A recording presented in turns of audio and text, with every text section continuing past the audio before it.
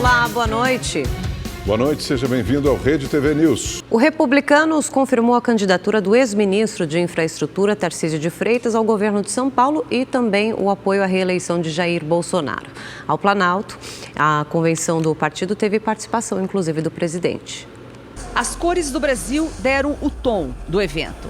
Na convenção, também foi homologada a coligação São Paulo Pode Mais, que, além do Republicanos, conta com o PSD, PTB, PSC e PL. O ex-ministro de Ciência e Tecnologia, Marcos Pontes, é o candidato da chapa ao Senado. A disputa pelo governo paulista é a primeira experiência eleitoral do ex-ministro da Infraestrutura, Tarcísio de Freitas. Ele tem como vice o ex-prefeito de São José dos Campos, Felício Ramute, do PSD. Formado em engenharia, Tarcísio é capitão da reserva do Exército e funcionário público de carreira. Ele destravou gargalos, como da BR-163 no Pará. Ele é o terror dos bolseiros. Trabalho dele, identificar onde tinha esses gargalos, onde bolseiros cobravam, por vezes, mais de R$200 para atravessar um caminhão, foi lá e fez uma ponte. Não fizemos propaganda disso, fizemos o nosso trabalho. E nessas regiões, todos sabem o quanto ele foi eficiente e quanto ajudou aquela região. A primeira-dama, Michele Bolsonaro, também discursou e deu um recado à mulher de Tarcísio. A missão é árdua, mas Deus está com vocês. Seja a primeira-dama mais maravilhosa de São Paulo. Com a confirmação de Tarcísio ao governo de São Paulo, o próximo passo é solicitar o registro da candidatura. A campanha com comícios, caminhadas e distribuição de materiais só é permitida a partir de 16 de agosto. Mas a corrida ao Palácio dos Bandeirantes já começou. No dia de hoje, a gente dá o primeiro passo para uma longa caminhada. Uma caminhada na direção de uma nova era. Uma era de esperança. E como é bom tirar projetos do papel. Como é bom fazer a diferença. Foi o que o governo do presidente Bolsonaro mais fez nesse período. Plantou, semeou o futuro, semeou esperança. Nós vamos tirar os projetos do papel. E o PSDB também homologou a candidatura de Rodrigo Garcia à reeleição para o governo de São Paulo, em convenção com mais de 15 mil pessoas. O evento foi no ginásio do Ibirapuera. Rodrigo Garcia chegou de Fusca acompanhado da família. Antes do discurso, chamou Tomás Covas e fez uma homenagem ao pai dele, Bruno Covas, ex-prefeito de São Paulo, que morreu no ano passado vítima de câncer. O candidato lembrou também o início da vida política ao lado do bisavô de Thomas, Mário Covas. O Mário Covas nos ensinou a nunca pegar o caminho mais fácil. Ele nos ensinou a pegar o caminho mais certo. O prefeito de São Paulo, Ricardo Nunes, e outros líderes políticos participaram da convenção. A coligação que apoia a candidatura de Rodrigo Garcia conta com 10 partidos. O nome do vice da chapa ainda não foi definido. Rodrigo Garcia tem 48 anos, nasceu em Tanabi, no interior paulista, e é advogado. Foi eleito deputado estadual pela primeira vez em 1998. Se reelegeu 2 vezes e foi vice-governador durante a gestão de João Dória. Neste ano, Dória deixou o governo de São Paulo para tentar disputar a presidência e Garcia assumiu o cargo.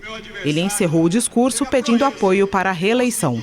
Vamos juntos nessa caminhada, trabalhar e debater o bom debate, convencer aqueles que precisam ser convencidos e contar aos 4 cantos de São Paulo que aqui nós amamos São Paulo, que aqui nós vamos proteger São Paulo e que aqui nós vamos manter São Paulo unidos e mais forte do que nunca. Avante São Paulo, por São Paulo e pelo Brasil. Muito obrigado. Também em convenção, na capital paulista, o cientista político Felipe Dávila foi confirmado como candidato à presidência pelo Partido Novo. Em discurso, Dávila defendeu o que chamou de um Brasil para todos. Começa com uma atitude muito importante. O respeito à diversidade. Diversidade é o potencial desse país. Diversidade de ideias. diversidade de gênero. O vice da chapa será o deputado federal Tiago Mitral, de Minas Gerais, que também é do Novo.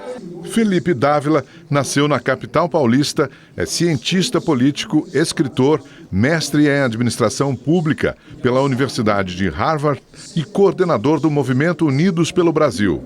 Pela primeira vez é candidato à presidência da República. O Brasil precisa de uma eleição que volte à esperança, mas não esperança infundada, esperança baseada em resultado, em política pública que muda a vida das pessoas, que combata a miséria, que faça o meio ambiente ser o grande catalisador da retomada do crescimento econômico do Brasil. Esse é o Brasil que nós queremos e esse é o Brasil que nós vamos mostrar para a população nesses próximos dias. O PCB, Partido Comunista Brasileiro, lançou oficialmente a candidatura de Sofia Manzano à presidência. A Convenção Nacional do Partido, em São Paulo, também confirmou o vice, que será o jornalista e sindicalista Antônio Alves, da mesma legenda. Sofia tem 51 anos, é economista, professora e musicista. A Rede TV vai exibir nesse domingo uma edição especial do Documento Verdade. O programa vai falar sobre o interesse de ONGs pela Amazônia e a visão também de outros países sobre a região. A soberania do Brasil está ameaçada? É a questão.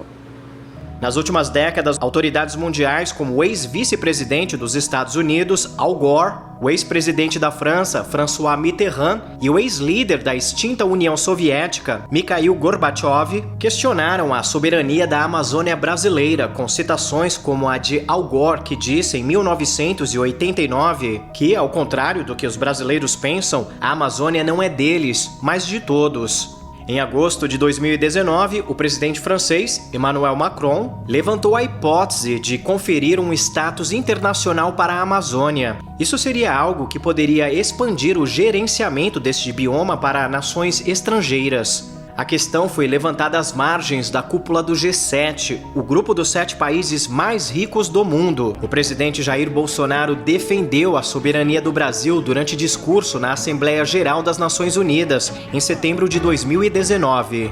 Quero reafirmar minha posição de que qualquer iniciativa de ajuda ou apoio à preservação da floresta amazônica ou de outros biomas deve ser tratado em pleno respeito à soberania brasileira.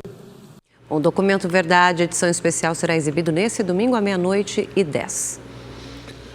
Um adolescente de 18 anos morreu vítima de raiva humana em Brasília. Ele estava internado em estado grave desde o dia 20 de junho. A informação foi confirmada pela Secretaria de Saúde do Distrito Federal. Toda a família do adolescente fez exames preventivos. Esse é o primeiro caso de raiva humana no Distrito Federal desde 1980. Agora a gente vai falar sobre o caso da família mantida em cárcere privado por 17 anos no Rio de Janeiro e o homem responsável pelo crime passou por audiência de custódia. A repórter Aline Araújo tem mais detalhes para a gente. Eu quero saber dela o que ficou definido então nessa audiência. Aline, boa noite.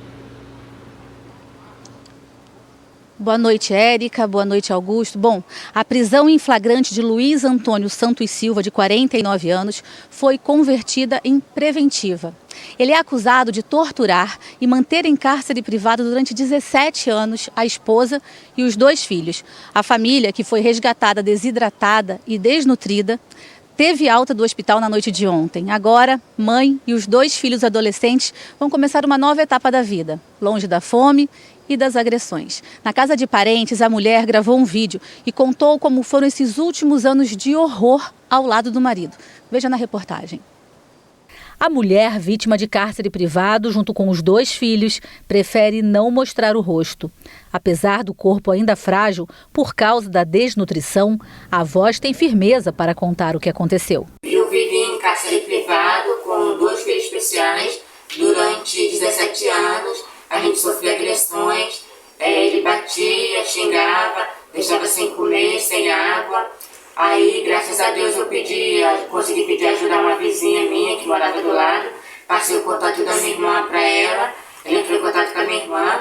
A minha irmã foi, me ajudou, fizeram uma denúncia anônima. Os policiais prenderam ele, levou a gente para o hospital. Ela está na casa de parentes desde a noite de ontem, quando recebeu alta do hospital. Ela também já prestou depoimento. Disse que vai abrir processo contra o marido. Os filhos, de 22 e 19 anos, estão bem. A família já está recebendo assistência psicológica e social da Prefeitura e do Governo do Estado do Rio. Meus filhos estão dormindo numa cama que eles não tinham. Estão aqui, ó. Estão conseguindo dormir, tá tudo bem, graças a Deus. Eles ainda estão um pouco agitados, porque para eles é tudo novo, mas se Deus quiser vai dar tudo certo e vai melhorar. Hoje, a Polícia Civil, bombeiros com cães farejadores e a Defesa Civil estiveram na casa da família para verificar uma denúncia. Nós recebemos uma denúncia de pessoas que têm medo de se identificar, de que teria um terceiro filho que teria morrido de desnutrição e teria sido enterrado no interior da residência. Além disso, uma nova perícia foi feita no imóvel. Foram recolhidos os pedaços de pano usados por Luiz Antônio Santos Silva para manter a esposa e os filhos amarrados. Um detalhe encontrado pelos agentes chamou a atenção. Um cenário desumano, de muita pobreza, muita sujeira, tudo muito escuro, as poucas janelas todas tampadas com plástico preto. O que mais chamou a atenção é que que foi apurado que ele não dava alimentação para a família. Até a gente verificou pelo aspecto físico, ou que foram socorridas para o hospital com desnutrição grave e desidratação. E nós vimos que a geladeira tinha comida. A situação em que vivia a família resgatada nesta quinta-feira pela Polícia Militar, depois de uma denúncia, chocou a todos. Mas alguns vizinhos comentaram que o sofrimento da mãe e dos filhos já tinha sido denunciado outras vezes à polícia. Falava, mas ninguém não vinha, aí pronto. Aí ontem foi o dia que deu certo, foi ontem. A assistente social da clínica da família da gente aqui, junto com o Conselho Tutelar, já tinham vindo, entendeu? Há 2 anos atrás, fez a denúncia, só que nada aconteceu. Ficou por isso mesmo. A Corregedoria da Polícia Civil vai apurar porque nenhuma medida foi tomada para ajudar a família quando as primeiras denúncias foram feitas. De acordo com a informação da própria Polícia Civil, em 2020, o caso foi registrado na delegacia de Guaratiba, na zona oeste do Rio, onde a família morava. O inquérito foi encaminhado 3 vezes ao Ministério Público. O Conselho Tutelar também confirmou que em 2020 registrou um boletim de ocorrência e comunicou a situação da família à Promotoria da Infância e Juventude. O crime conhecido como Novo Cangaço causou terror em Ipixuna do Pará na última madrugada. Uma quadrilha explodiu uma agência bancária. Na fuga, moradores foram feitos reféns. Houve troca de tiros com a polícia. Um guarda municipal foi atingido. As vítimas foram liberadas sem ferimentos. Nenhum criminoso foi preso até agora, mas as buscas seguem na região. 2 pessoas ficaram gravemente feridas num acidente em Belo Horizonte. Um motorista com suspeita de embriaguez atingiu uma moto e um carro. Ele foi preso. O carro em alta velocidade atinge em cheio a moto e um outro veículo. Com a violência da batida, o motociclista foi arremessado e o carro arrastado. A moto ficou destruída. O veículo que causou o acidente só parou ao bater entre uma árvore e um muro. De acordo com a Polícia Civil, o motorista foi autuado em flagrante pelo crime de lesão corporal culposa qualificada pela embriaguez. O motociclista e o condutor do carro atingido foram levados para o hospital em estado grave. Em época de férias, muitas crianças e adolescentes aproveitam o tempo livre para soltar pipas. Mas atenção, essa brincadeira pode se tornar muito perigosa com o uso de linhas cortantes. No pescoço do motociclista Nivaldo, marcas de uma brincadeira perigosa. Ele se machucou ao se deparar com uma linha com cerol que estava enroscada em um caminhão. Ele quase morreu. A gente acha que nunca vai acontecer com a gente, porque o local onde eu estava, praticamente seria impossível alguém estar empinando pipa, mas a linha estava enroscada na carroceria do caminhão. Empinar pipa com essa mistura de cola e vidro moído é bem comum, mas proibido por lei desde 2019. Em São Paulo, pode ocasionar, inclusive, multa de mais de R$1.000 para quem faz uso do cerol. Nos estabelecimentos flagrados vendendo o produto, a multa é bem alta, R$132 mil. Mesmo assim, não é difícil encontrar carretel cortante já pronto. Tem algumas que custam 15, tem umas de 1.000 jardas que é mais cara, 30, aí tem umas que são muito boas, que é 50, 100, então varia um pouquinho. Varia, né? Varia. E o cerol? O cerol já não é tão caro, depende do modelo. Quanto mais ou menos? Tem alguns que são 20, outros 10, depende dos metros que você pega. Por esse motivo, quem anda de moto ou bicicleta precisa ter cuidado. De acordo com a Associação Brasileira de Motociclistas, no Brasil ocorrem mais de 100 acidentes por ano causados pelo cerol. Em 50% dos casos, os ferimentos são graves e 25% fatais.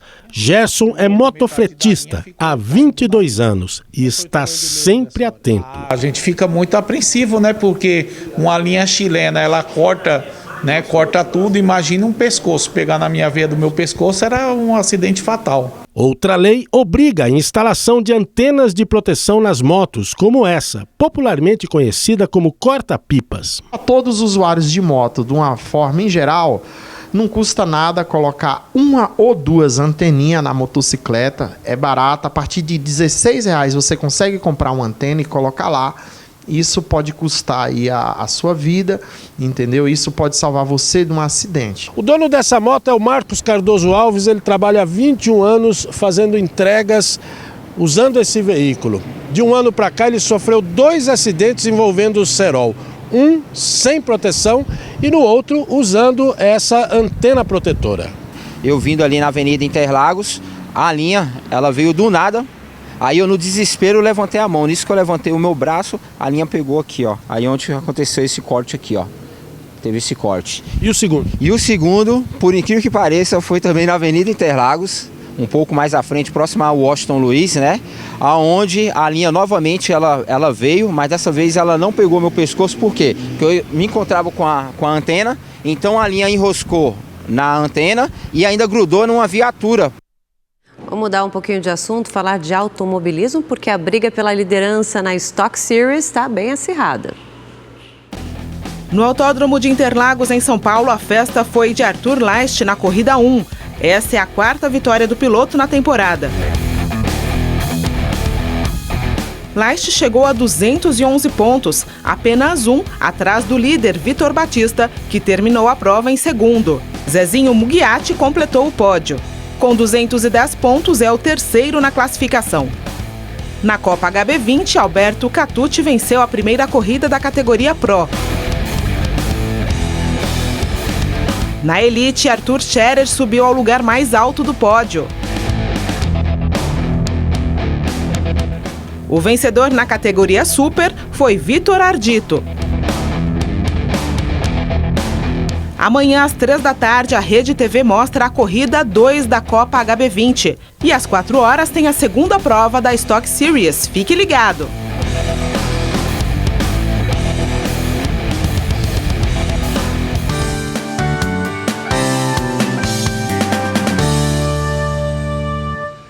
E agora é hora de falar da 49ª Semana de Vela de Ilhabela. Por isso vamos para lá conversar com o repórter Fernando Fontana, que traz todos os detalhes do último dia de competições no litoral paulista. Boa noite para você, Fernando.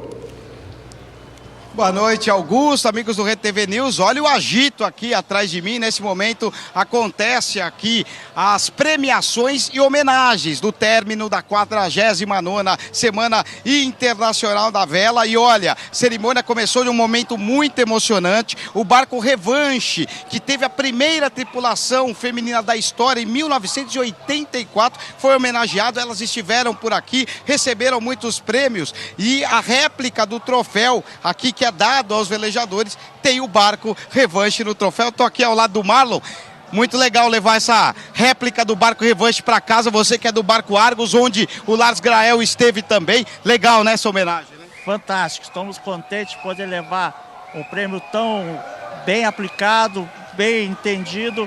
Sabendo que tem mais de 100 mulheres hoje participando dessa regata tão grande aqui em Ilhabela. Estamos contentes de poder participar e ver as mulheres na raia também. É isso aí, foi onde tudo começou. Lembrando que vários velejadores olímpicos se deram muito bem. O barco Crioula do Samuel Albert ficou em primeiro colocado na classificação ORG. Robert Scheidt em primeiro na C30. Torben Grael também venceu na sua categoria. Os velejadores olímpicos deram um show e a gente vai acompanhar tudo agora para você.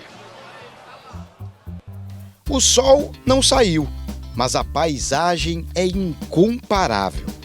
Privilégio para quem trabalha em frente a ela. Nada melhor para ilustrar do que essa moldura maravilhosa que nós temos aqui, enquanto nós estamos conversando, esses veleiros todos maravilhosos passando. Eu digo que esse é o pano de fundo de estúdio mais lindo do mundo, né? Olha que maravilha.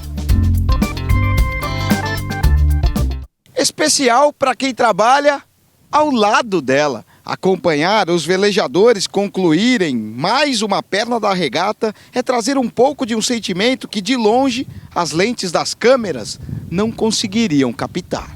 Mistura de agilidade com tensão. Quanto mais vento tem, mais difícil é, né? Tensão trocada por decepção quando nada dá certo. E infelizmente a gente acabou passando pela primeira marca, que é a marca principal, e tem uma boia que chama spare boia, que é obrigado a contornar, e aí tinha cabo longo na água e o nosso barco acabou pegando a quilha e comprometendo toda a nossa estratégia de regata, de marcação. A incomparável imagem da chegada foi iluminada. O sol apareceu para Robert Scheidt brilhar de novo. Vitória do barco Caballo Louco, campeão na categoria C30. Lutando por cada metro, conseguimos chegar ao título por um ponto somente, mas foi um prazer estar aqui essa semana em Ilhabela e me juntar ao time do Caballo Louco, foi muito bom. Perder para o multicampeão nem chateia tanto assim. Velejar numa raia com uma lenda da vela e o Robert Scheidt é um prazer, né? É um orgulho muito grande. Existe um respeito pelo meu passado, por tudo que eu fiz, mas eu acho que na água é guerra, cada um quer dar seu máximo e tenta vencer o barco adversário, quem quer que seja naquele barco, né? Então até tem um sabor superior se você consegue ganhar um campeão no outro barco. Na categoria Orc, a conquista foi de outro medalhista olímpico. Samuel Albrecht ganhou com o barco Crioula. Fomos para o último dia aí com muita garra e determinação e conseguimos fazer uma boa colocação, um segundo lugar, que foi suficiente para a vitória no campeonato. O sentimento de vencer não supera o de dever cumprido. O prefeito de Ilhabela, Antônio Luiz Colucci, e o vice-presidente da Rede TV, Marcelo de Carvalho, ficaram maravilhados com o sucesso da competição.